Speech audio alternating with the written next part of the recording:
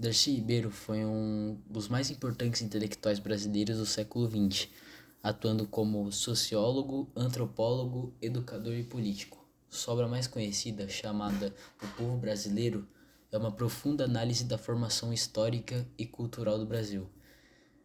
No Povo Brasileiro, Darcy propõe que o povo foi formado a partir da mistura entre indígenas, africanos e europeus, em um processo chamado de miscigenação. Para ele, essa fusão não gerou um povo inferior, como alguns pensadores do passado defendiam, mas sim uma nova civilização, com identidade própria e diversidade cultural.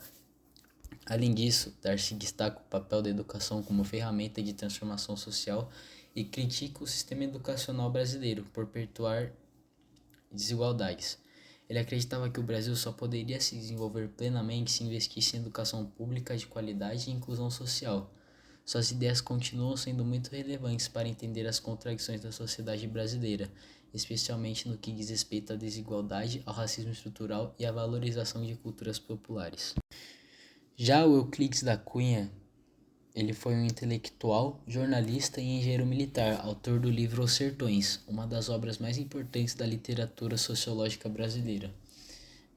O livro foi publicado em 1902 e também é uma análise profunda da Guerra de Canudos, que ocorreu no sertão da Bahia no final do século XIX. A obra é dividida em três partes: a terra, o ambiente em que ela ocorreu, o homem, os sertanejos que sofreram tudo isso e a luta, que foi o conflito armado em si.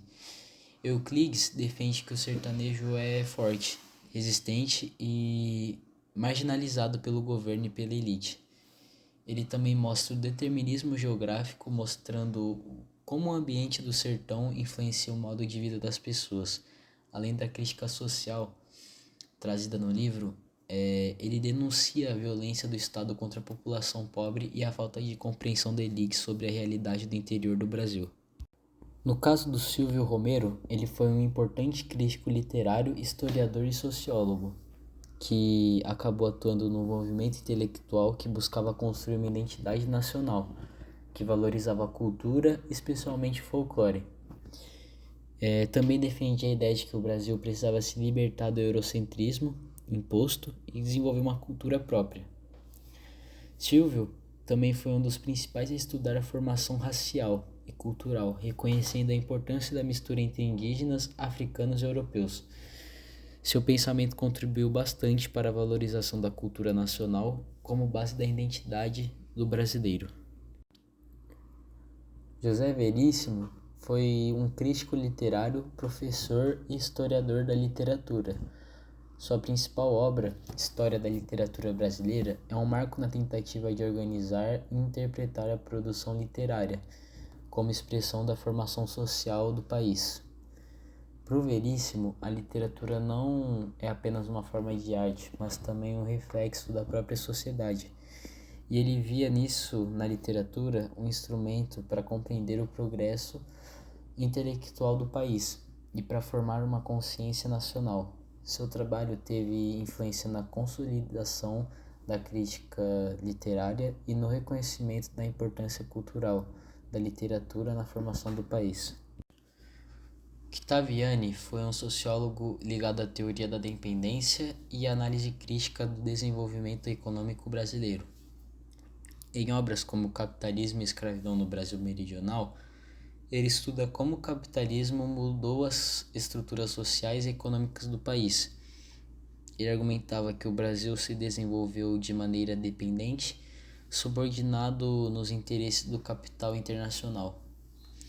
Segundo ele, essa dependência perpetua a desigualdade social e impede o verdadeiro desenvolvimento autônomo. Sua análise mostra como o capitalismo global afeta países periféricos como o Brasil e como as elites locais colaboram com esse modelo de dominação. Gilberto Freire foi um sociólogo e antropólogo pernambucano. Ele foi escritor da obra Casa Grande e Senzala.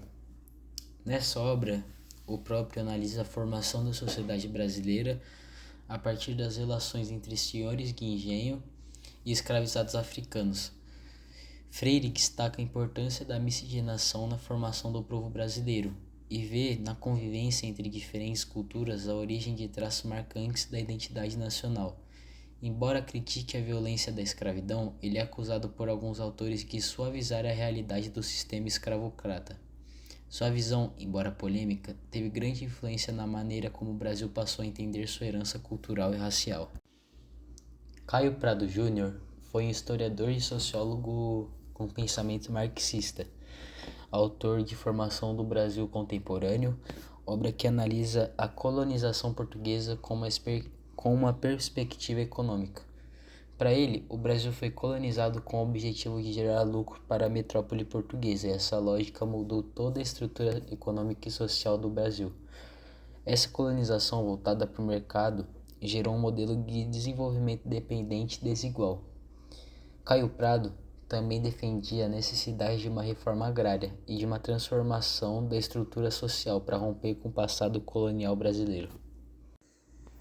Sérgio Buarque de Holanda foi um historiador e sociólogo, autor de Raízes do Brasil, uma obra fundamental da sociologia brasileira. Um dos conceitos mais conhecidos da obra é o homem cordial, que representa uma forma de relação social baseada na emoção e na pessoalidade. Ele argumenta que a cultura brasileira herdou do período colonial traços que dificultam a construção de instituições modernas e impessoais, como o patrimonialismo e o clientelismo. Para Sérgio Buarque, a modernização do Brasil exigiria a superação dessas práticas e a construção de uma sociedade mais racional e democrática. Celso Furtado foi um economista e sociólogo ligado à teoria do subdesenvolvimento. Sua principal obra, que foi a Formação Econômica do Brasil, analisa o processo histórico da economia brasileira desde o período colonial até o século XX. Furtado também defende que o subdesenvolvimento não é uma etapa do progresso, mas sim uma forma específica e dependente de desenvolvimento. Ele critica um modelo baseado na exportação de produtos primários e propõe políticas públicas voltadas para a industrialização e a superação das desigualdades regionais. Parte das suas ideias influenciaram a formulação de políticas econômicas e o pensamento desenvolvimentista no Brasil.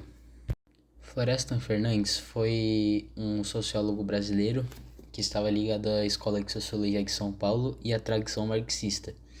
Ele estudou temas como a desigualdade social, a educação e o racismo. Em A Integração do Negro na Sociedade de Classes, Florestan mostra como a abolição da escravidão não foi acompanhada de políticas de inclusão social. Ele critica também a ideia de democracia racial e afirma que existe um racismo estrutural no Brasil, que impede a ascensão da população negra.